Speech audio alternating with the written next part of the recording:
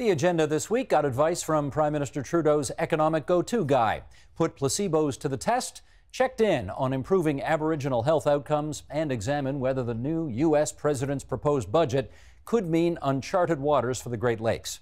The agenda's Week in Review begins with a debate about Premier Kathleen Wynne's political future.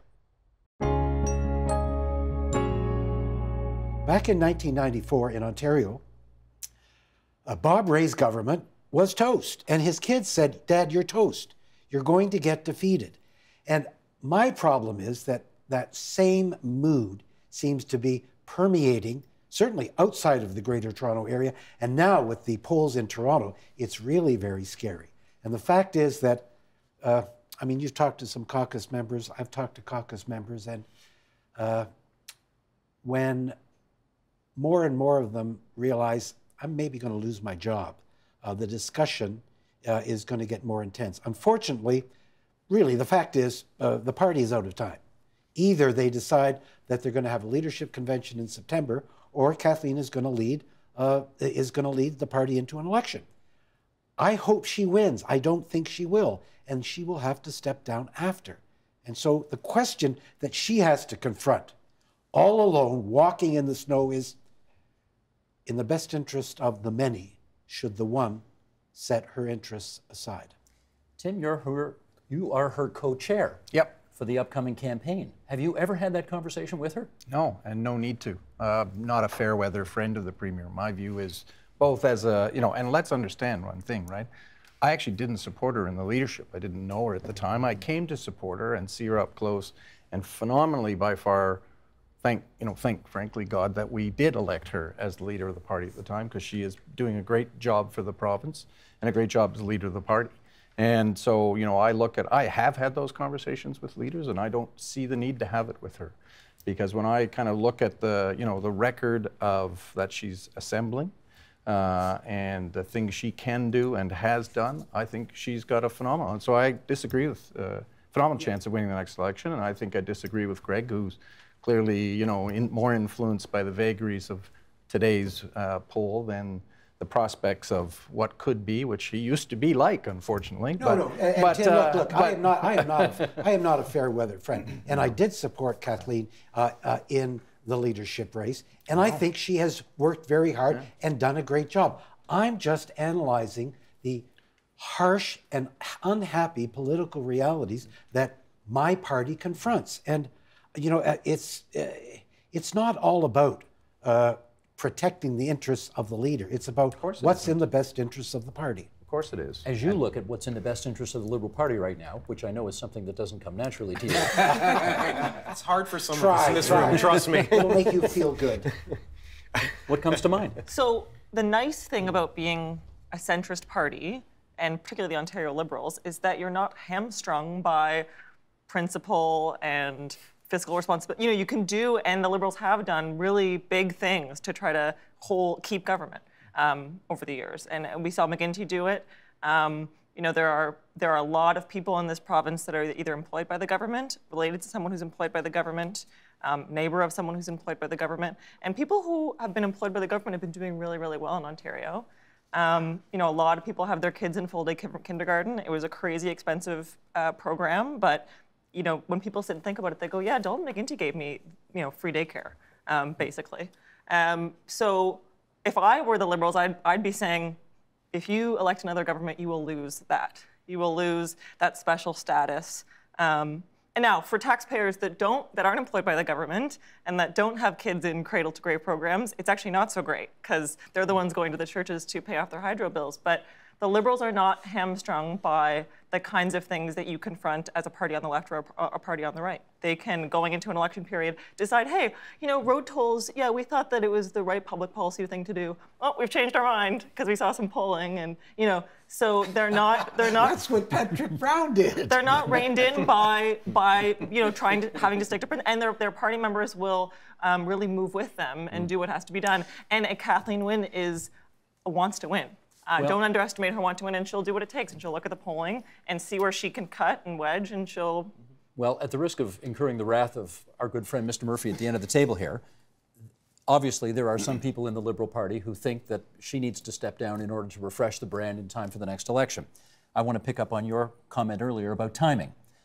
That suggests that that decision, if it's going to be made, needs to be made in the next month, because you've got to have a leadership convention in the fall to leave the new leader at least 8 months to put a new coat of paint on this thing. Does that sound right? Yeah, someone said to me June. If she's going to go, she has to make her call by June. She can prorogue the House, and she can, you know, a leadership convention can be scheduled for September. They can bring stuff back a tiny bit later than they usually would, and basically go through a budget cycle. I do not think she's going to step down. I think it's against her nature. I think she has one more big fight of an election in her. I actually think she's pretty eager to take on Patrick Brown. And, you know, as much as you talk about the principles and the policies, the thing about being the government is you do have to go into the election with the baggage of everything you've done. What kind of advice do you think you can provide to the Prime Minister that he can't otherwise get elsewhere? Well, I think he gets a lot of really good advice from many, many people. I think what he wanted and Minister Morneau wanted was just in a sense, a fresh look, if you will, from a group. There's 14 of us on this council, all from, you know, business, academia, you know, research institutions. So it's a mix of people with different perspectives, a number of people from outside the country. And I think it was just take some time to provide views. What Bill Morneau said is, I want, you know, a few bold ideas that we can look at.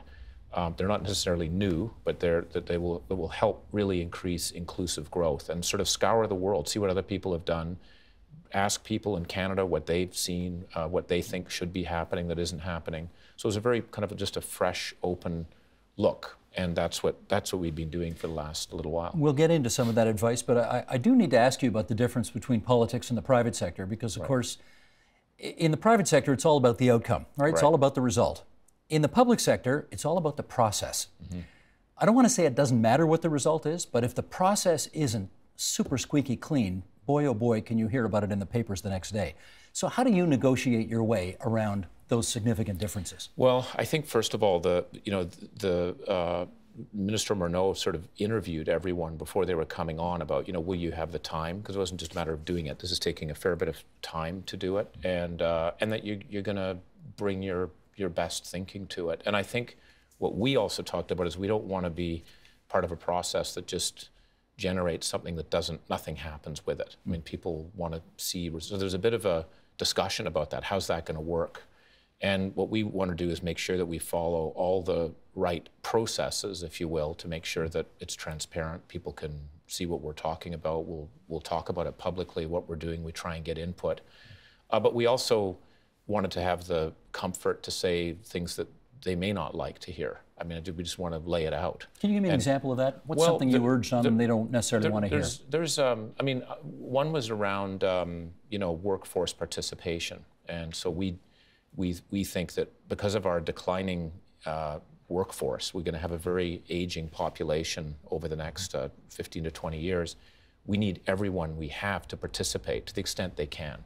So one of the things that we have looked at, besides women with children under 12, First Nations, low-skilled Canadians, is also people over the age of 55. So one of the areas was we would like to encourage more people who can work that are older to work. So that was a bit of a different view on the retirement age. What are you suggesting we do about immigration to Canada? We are suggesting a couple of things. We think we need to increase it, particularly the economic immigration. And this is, again, largely driven by the fact that we have this rapidly aging population in Canada. I mean, just to put a set of numbers around it, we've had about a 1.9% GDP per capita growth rate for about 50 years. And that's been the demographic boom. It's been a younger women coming into the workforce. Based on aging today, if you look in Canada for the next 50 years, it'll be at 0.8. That's a big hit. So 1.9 to 0.8. That affects middle class job. That's a big headwind. It's a big pay cut. It is. And by the way, we're the most rapidly aging of OECD countries, except for Japan and Korea, which in my view have already gone over the edge. I mean, they're so far gone. It's going to be very difficult to be able to get that. So we need those new young immigrants to come in. And I think there's another element to it too, which is you know, economic immigration actually can create jobs. The Conference Board has done very good work on this. But we're also seeing, in Atlantic Canada, we have a good number of unfilled jobs. You've got Irving that's out recruiting in Romania for loggers. I'm even talking about the temporary foreign workers. We've got a number of meat packing plants in Saskatchewan, in Alberta, that do not have the people. This is going to be a very big issue for the U.S. right now. I mean, California agriculture is going to be feeling a lot of pain. Do you think we've got a better shot at these immigrants, given how, you know, I don't want to overdo this, but there's a lot of bellicosity coming out of the United States right now. So we got a better shot at these immigrants, I think we do, and I think we've always been a place where people want to come to. We know, for example, there's roughly 3 million qualified students that would love to come to university in Canada from Asia, right? Students are, you know, if you will, Australia's third largest export, right? It's because they attract, and so there's a lot of people that would like to come here. And what we were suggesting is, let's go from 260,000 economic to 300,000, and then up to 450,000 over 5 years. And what the government says, we'll go to 300,000, but then we got to make sure we can adjust and absorb. And I understand that. Let's just put let's put some facts on the table here just to help steer our discussion. For example, President Trump is proposing a 31% cut to the EPA, the Environmental Protection Agency's budget. That would take the budget from more than $8 billion annually to less than $6 billion. Those cuts include eliminating the Great Lakes Restoration Initiative, which weighs in at $300 million annually. David, to you first, and I guess we should start by reminding people that the President of the United States does propose a budget, but it is just a proposal. It is, in fact, the Congress, the House and the Senate, that ultimately decide what the American people will spend annually. Having said that, let's just sort of dive in here and start with the Great Lakes Restoration Initiative, which is on the chopping block. Tell us briefly what that does. Well, the elimination of the Great Lakes Restoration Initiative would be devastating to the U.S. efforts to protect and restore the Great Lakes. It has provided over $2 billion over the last 7 years to clean up the toxic hotspots, keep Asian carp out of the Great Lakes, manage nutrients, and many, many more things. And to eliminate that would be absolutely devastating. Any guess as to how many projects altogether that initiative encompasses? Well over 3,000 projects over that 7-year period, with a lot of those focused on these toxic hotspots, sometimes called areas of concern. And roughly over $100 million a year has gone to those toxic hotspots, and tremendous progress has been made over the last 7 years, which would grind to a halt. And before this restoration initiative was in place, how did these problems get dealt with or resolved? Well, not very effectively. Actually, Dr. Kranzberg can tell you a little bit about what she did up in Collingwood Harbor. But there were a lot of plans and a lot of discussions, and then there wasn't any money to go ahead with the cleanup. And only one had been cleaned up in the 20 years before the Great Lakes Restoration Initiative. Another 7 have been cleaned up over the last 3 years alone. So we really needed the money to go ahead with the cleanup activities, particularly with contaminated sediments. And a couple more quick questions for background just before we get our guests here in the studio involved. If, in fact, the Congress supports what the President is proposing and the funding is all cut, who would then take on the work that these projects focus on? Well, the federal government is trying to download it on the states and local governments. According to a 2008 study that we did, local governments, U.S., Canada, Great Lakes, St. Lawrence, are already spending over $15 billion a year, much more than state and federal governments. To unload a bigger chunk of that responsibility to local and state government is just irresponsible, and it's not going to happen. So this is absolutely essential, and I am confident, based on being in Washington last week, that Republicans and Democrats from the Great Lakes Basin, and very important in U.S. elections, are going to push back big time. All right, in which case let me follow up with Gail Kranzberg on this. The initiative that we've been talking about obviously focuses on activity south of the border. So why should we in the province of Ontario pay attention? The water knows no boundaries. The water, the fish, everybody moves around. The currents move pollution from the US side to the Canadian side, or pollution from the Canadian side into the US side.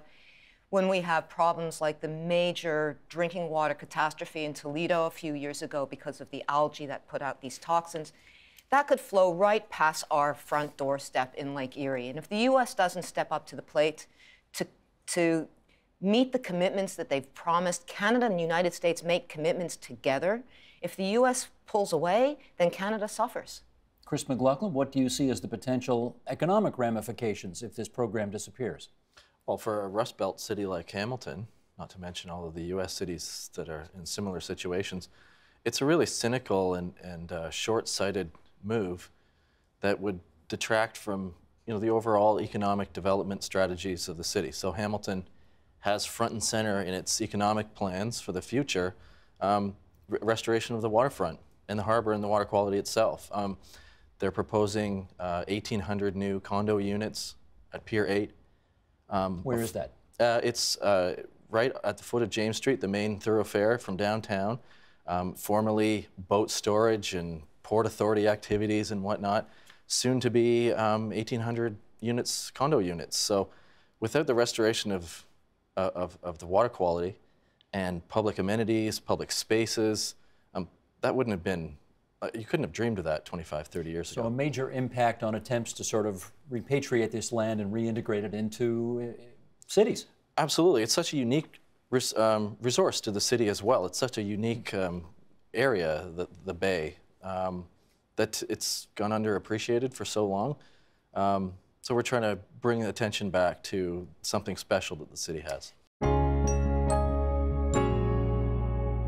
If I run a study, even a simple study, and I do it at Harvard Medical School, that has a particular name and a particular cachet, even within non-academic circles, and I do it in a no-name school, in a no-name place, I think that the responses or the results of the experiment are likely to be different just based on the theatrics, based on the reputation, based on the, I would say, psychosocial factors that surround it, envelop this particular study. Interesting. Ted, let me put this quote to you. This is from National Geographic, and it's a quote about a new gene therapy treatment for Parkinson's developed by, and I'm probably going to get the pronunciation wrong here, is it Serogene? Is that how it's pronounced?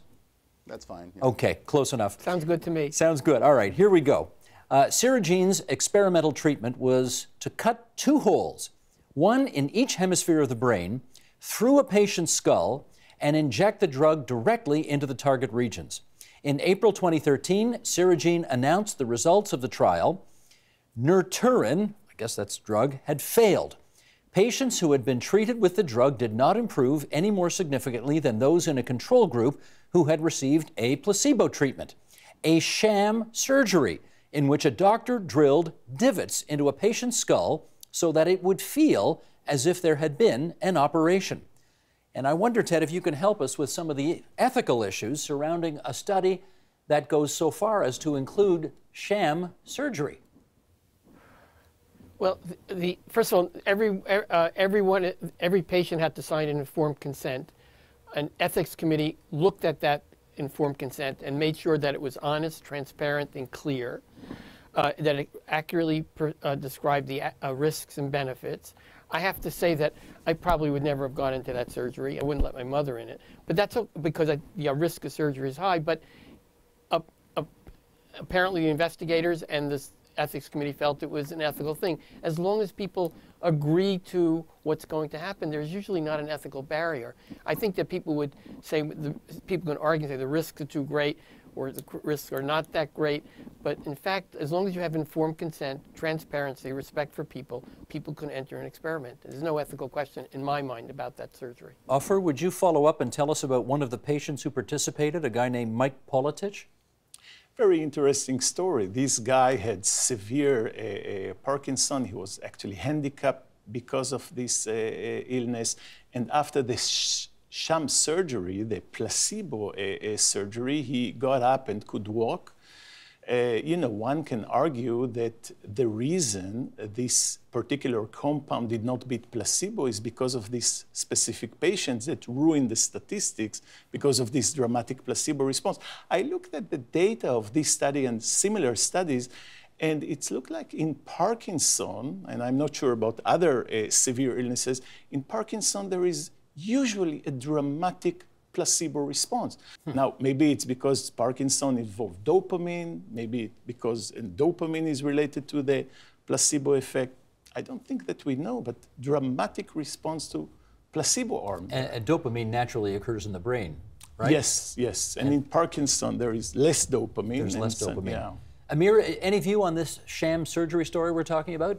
Yeah, I mean, it's important to understand that although it sounds like this is, you know, a new revelation and so on, for people in the field, this is actually something that has been known for a really long time. Sham surgery does sound a little bit weird to people who are not used to it, but sometimes sham surgery is necessary in order to evaluate or try to get a good estimate of a particular procedure. Sham surgeries have been around for a really long time, and we see sometimes dramatic results with sham surgery. Certainly sham surgery to the brain is nothing to sneeze at, but I want to sort of point out that what was used to be, or what we considered to be ethical years ago, is not ethical today, and probably what we consider ethical today is not going to be ethical in the future, and vice versa. Ethics is a changing, breathing kind of thing, and that too depends on, you know, trends and things of that nature. One thing is for certain, though, we have particular conditions, medical conditions, diseases, illnesses, syndromes that are more susceptible to placebo effects, and particularly maybe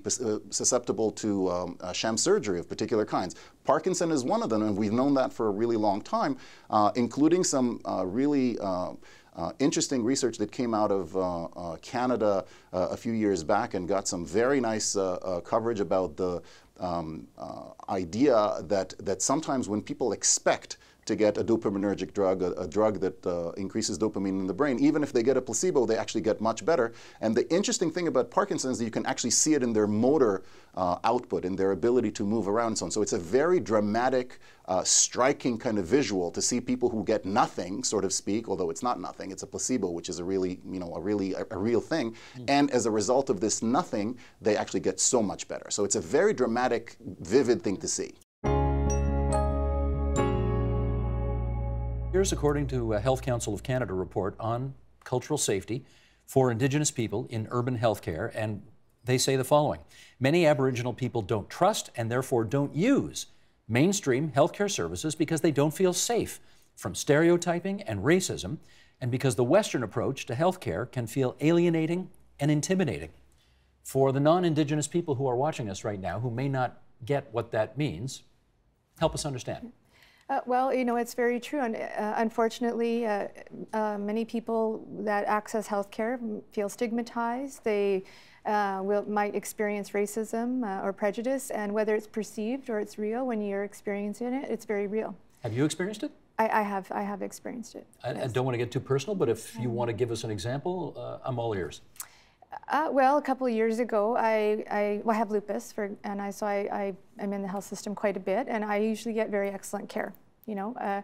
But it's those few experiences that you have that you carry with you, and it does make you wonder the next time you go in if you're going to experience that again. What kind of experience? I presented, my husband took me into the hospital. I presented with, well, I was passed out actually from a very serious event. I actually had a blood clot. And the attending nurse asked my husband if I was a drunk Indian. And my husband was very shocked and, of course, appalled. And I didn't hear any of it because I was not alert. He told you this after the fact? But he told me this after the fact. What city was this in? It was in Regina. Yeah. So, and this happens quite often. It's, you know, different kinds of either subtle or direct kinds of things. So it has happened on other occasions in indirect ways. And yeah, it's you know, it's not as shocking as you would think. And I never go to a hospital without an advocate, because I know I have class privilege, but I know that when I'm not dressed like this, you know, when you have you portray in a different way, that class privilege goes away very, very quickly. Well, that is totally unacceptable, obviously. What do you think can be done about that?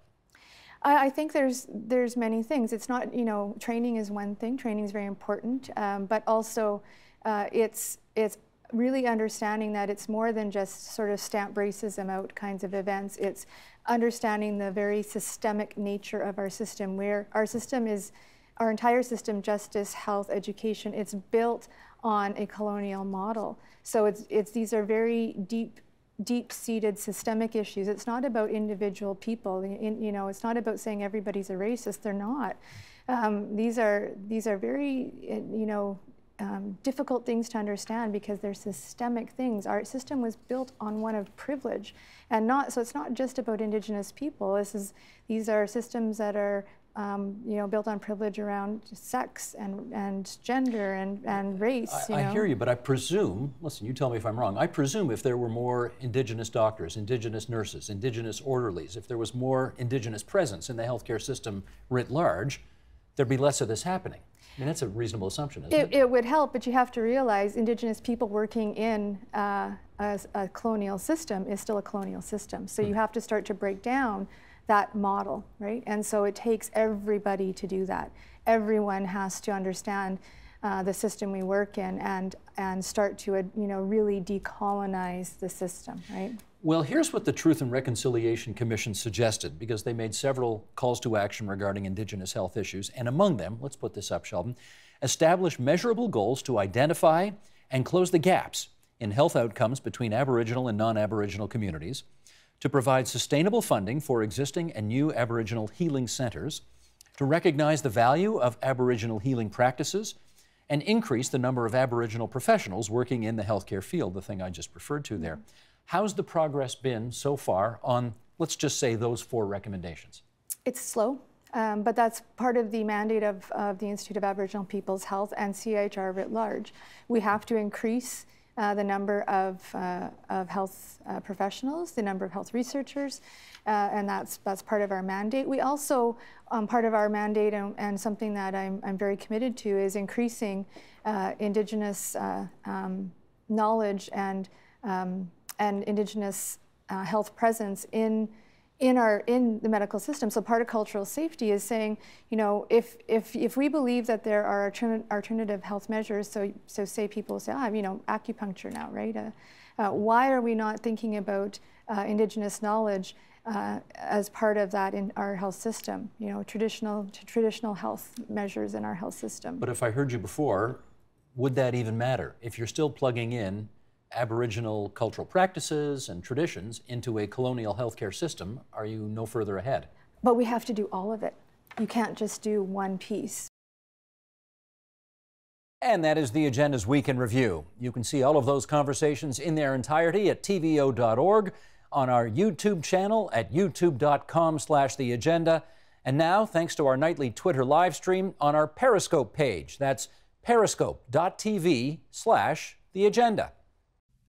Help TVO create a better world through the power of learning. Visit tvo.org and make a tax-deductible donation today.